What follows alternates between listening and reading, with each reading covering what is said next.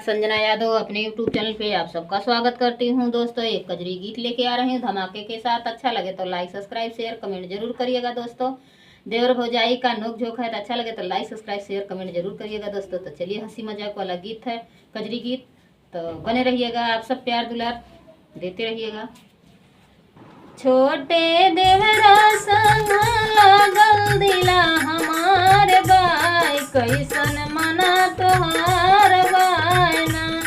छोटे देवर संग लागल दिला हमार बाई, कैसन मना तोहार बायना।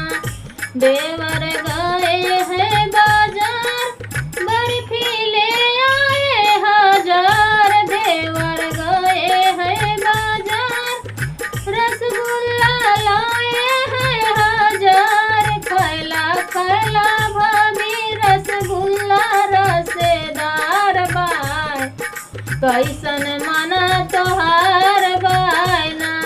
खैला खैला भाभी रसगुल्ला रसेदार बाय, कैसन मना तोहार बायना। छोटे देवरा संग लागल दिला हमार बाय, कैसन मना तोहार बायना। छोटे देवरा संग लागल दिला हमार बाय, कैसन मना तोहार बायना।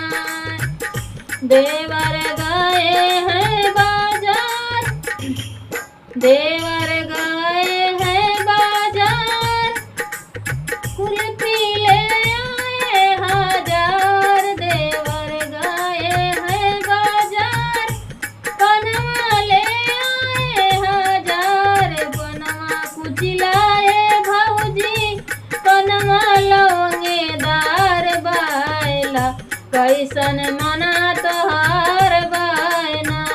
पनवा कुछ लाए भौजी बिरवा लवंगेदार बाय, कैसन मना तोहार बायना। छोटे देवरा संग लागल दिला हमार बाय, कैसन मना तोहार बायना। छोटे देवरा संग लागल दिल हमार बाय, कैसन मना तोहार बायना।